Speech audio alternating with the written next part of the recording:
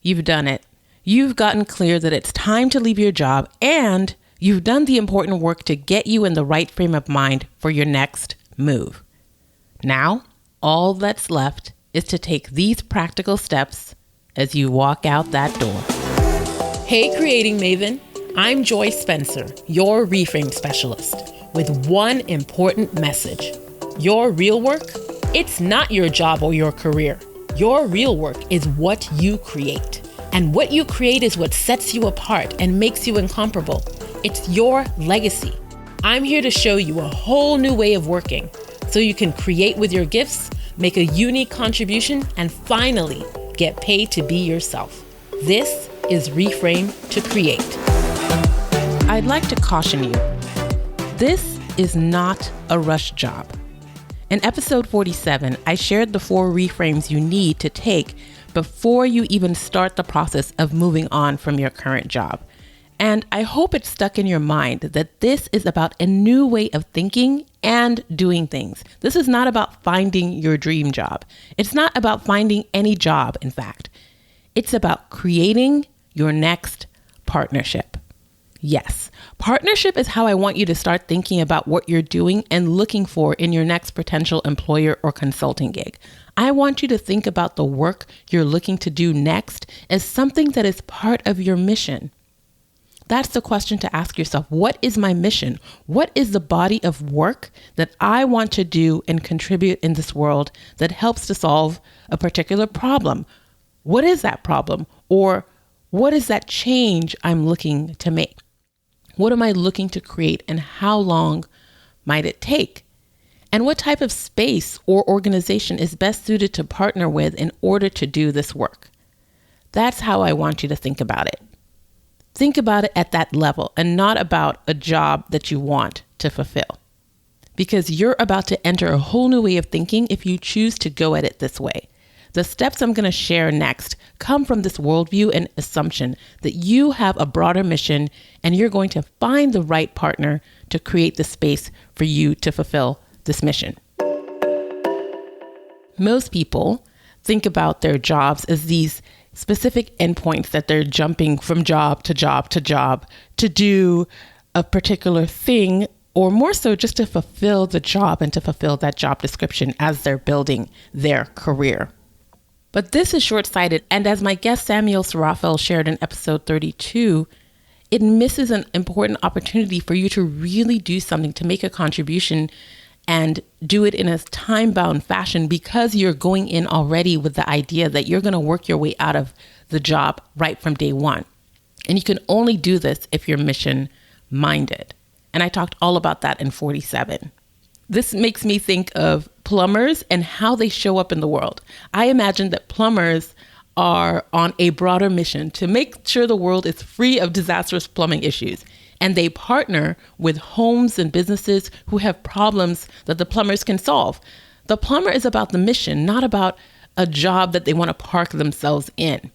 They're in and out of your house or in and out of your business. They're not coming to tinker around aimlessly in your pipes because they're trying to find endless ways to stay on and on and on and on and on. They've got a purpose and a mission and a time frame, and they come in, they do what they got to do, and they get out. And I want you to start thinking about your next job, your next thing, your next opportunity in this way. What is the thing that I want to create next? How can this impact my world or the world I work in positively?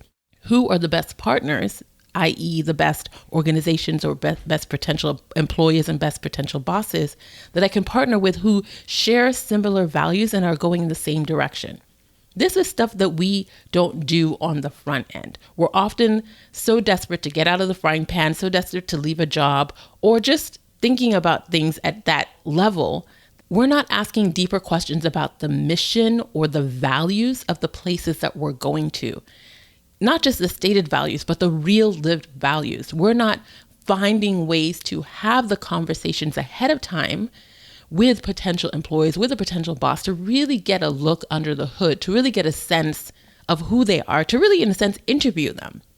By the time you're getting into an interview for a job, often you're on the back foot. Often it's late. Often at that point, you're like, I really want this job, and so now I'm just asking questions or in this interview, hoping that I get picked. But I want to put you in a different posture. I want you in a posture where you're doing the choosing, you're doing the picking, and you're not just choosing and picking from jobs that already exist that have been put out on the buffet, but that you're having the conversations, those high-level conversations with the people who potentially could create a role that's better suited for you, or just say, hey, come on board. We want you. We love what you have to offer, and we're willing to partner and see what can come of it. This approach will help you show up with a sense of confidence and your value that you offer, just like the plumbers do.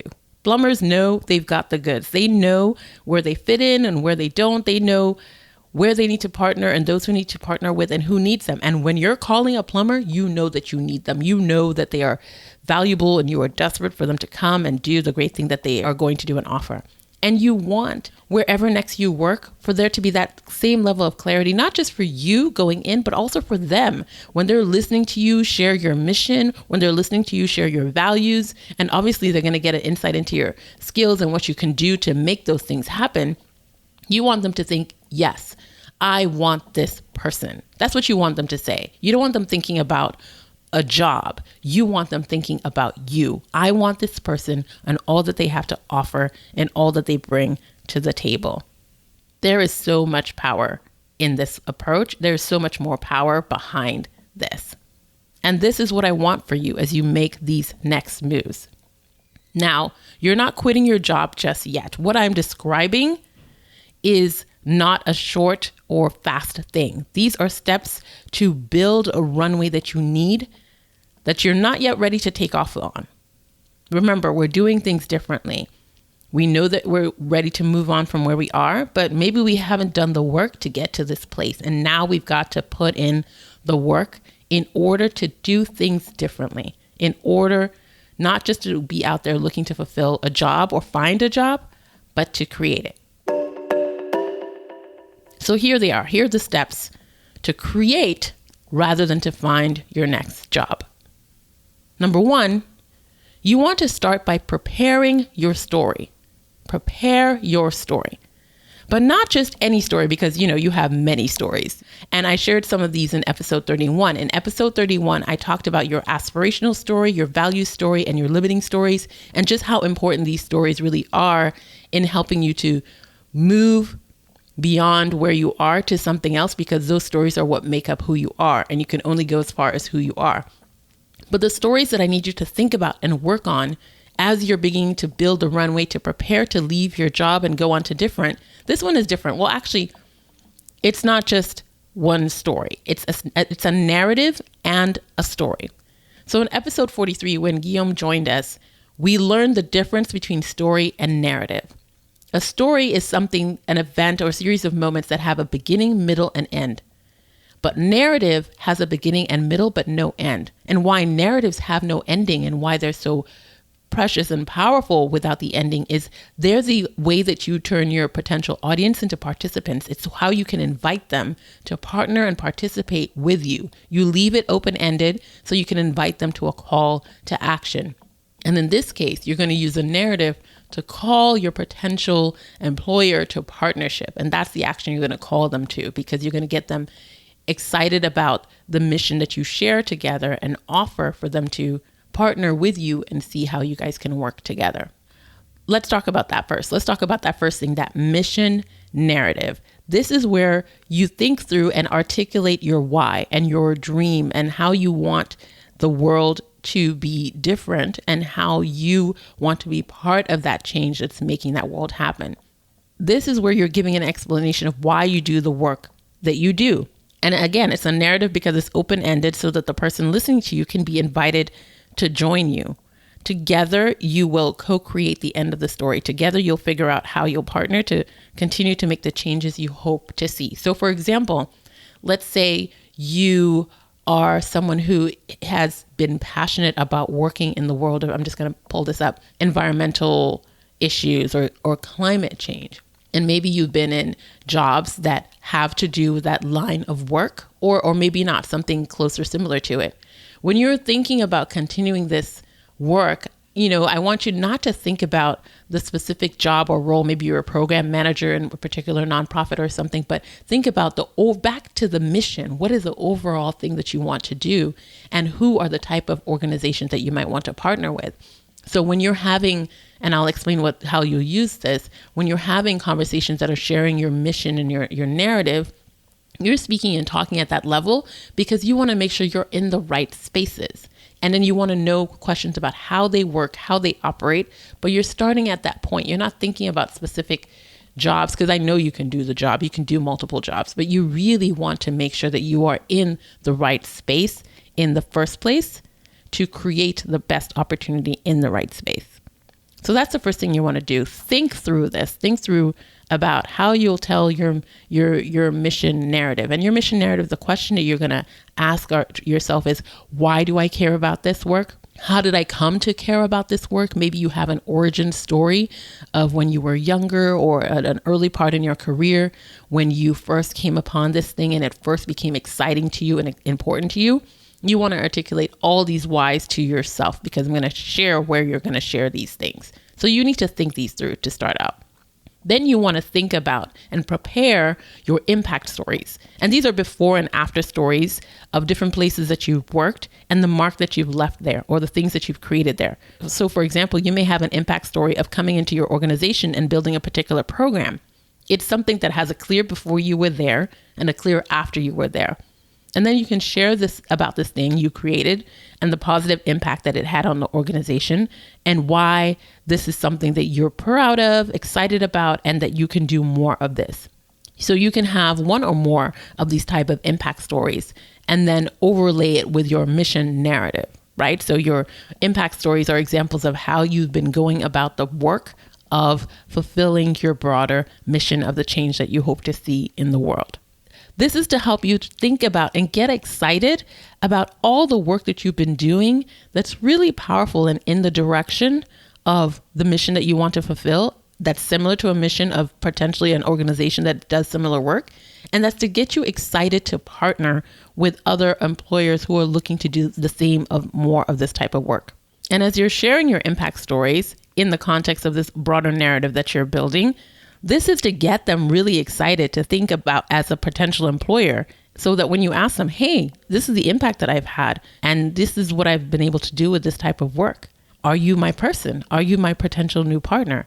You're sharing so many very solid examples and getting their appetite whet in a sense for more of what's to come and more of what they could potentially get out of a partnership with you. Now you're building this story and this narrative and thinking through all of this, not because your potential employer is the first person who you're going to share these with, but because you're going to share them first with another group. You're going to share these stories first with your network. And this is step 2. Once you've prepared your story, once you've thought through your narrative, step 2 is this: share your story and your narrative with your network.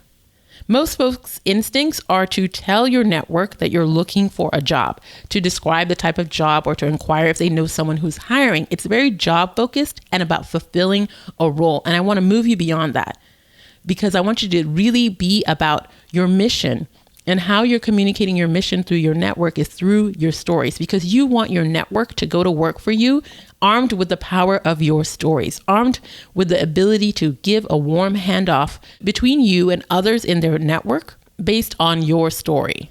You want them to be able to have really engaging conversations with others in their network and to speak about you in a way that's exciting, that's going to get people excited to have coffee with you, to have conversations, and to want to know more.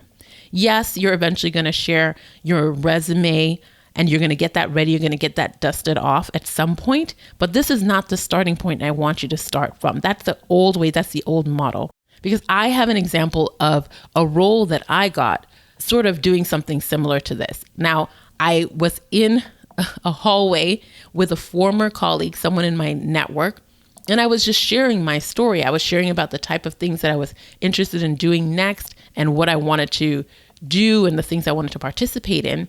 And The person who went on to be my boss next was actually walking into that office that day, and he knew my former colleague. And so my former colleague was like, hey, this is actually someone who's renting office space from us. He's looking for someone to hire. And we stood there in that hallway and we just had this mission-focused conversation. We were just engaged and talking really deeply about the work that we were passionate about. And he was talking about what he wanted to do. And I talked about how that type of work was engaging and exciting to me. And that was it. And he was like, you sounded great. You sound amazing. Send me your resume. But I'd essentially had, in a way, an interview that was mission-focused and values-focused before he even saw my resume. And what he got excited about was me, who I was as a person, my values, and how we were really a good fit and a good match. So that's what I'm hoping to help you to get to do with and through your network, to really get to those critical conversations that are not just about you being interviewed about a particular job and a role, but about the broader mission, the broader thing of it all, to make sure that you are a mission and a values match with potential new partners. This is why you're doing this second step of making sure that your network knows your story, can share your story, and feels very comfortable with your story and your mission, to get to step 3, which is to expand your network through your existing network. These warm handoffs that you want, it's the ability to get into these conversations with the decision makers and the ideas people and the mission people of potential new environments. This is your opportunity to interview them, to suss them out, to see, are these the type of people you want to go into partnership with or not? You want to discuss the mission, not just your mission and your impact stories, but get their mission and their impact stories. How have they been effective in the world of work that they're working on? Draw them out. Get to know them better. Get to know if these are the spaces that you want to be in. Speak to other people who are there and who are working in these spaces. Because this is all the stuff that we miss because we're so focused on getting the job and fulfilling the job. We just want to get in. We just want to get our foot in the door. But you want to spend time making sure that these are the right partners for you. And you want to have a deeper, much deeper knowledge of this than we tend to have going into new employment situations. So take advantage of the fact that you know clearly that it's time for you to move on from where you are, but don't be in a rush. Build a runway, build an ability to set yourself up to be with the right partners and to create the right role for yourself. So these are the 3 steps that you're going to go into and start building. 1, preparing your story and, building that narrative. Thinking through those questions about what your mission is, what are your impact stories, what is it that you've done, what is it that you want to continue doing, and why? Why is it so important? How does this fit in with your broader mission? So that you can do 2, share that story with your network in a way that they are empowered to share your story on, and ask your network to think about who else you can partner with and who in their network they can connect you to.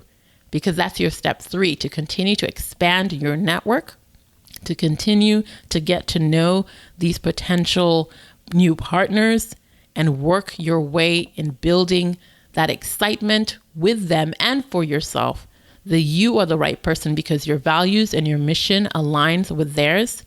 And of course, you're bringing endless possibilities of skills to the table, but really that values and mission aligns and you are the right person for them to look to, and they want you, not just someone to fulfill a job or a role, but they want you. And in order for them to want you, they need to be able to interact with you and get to know you.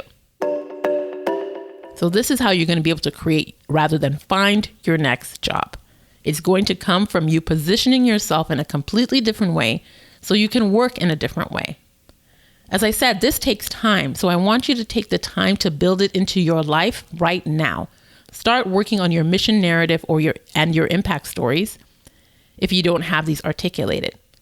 And then share these strategically with people in your network who you know have a reputation for giving you warm handoffs to others in their network.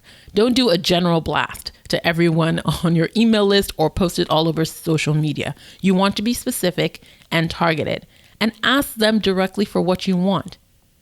ask them for that warm handoff to someone in their network who may be similarly mission-minded and a potential partner, and someone who you want to get to know and have this type of important conversation with.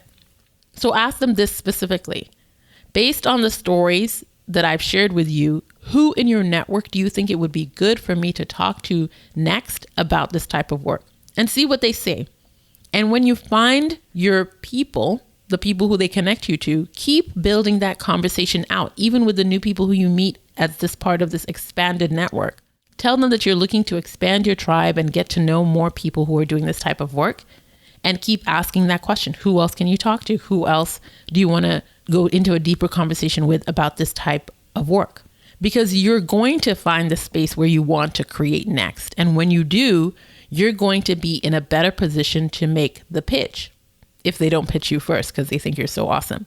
You're going to be able to say, I can create this thing here. Here are all my impact stories. I'm so excited to potentially partner with you. Do you want to partner?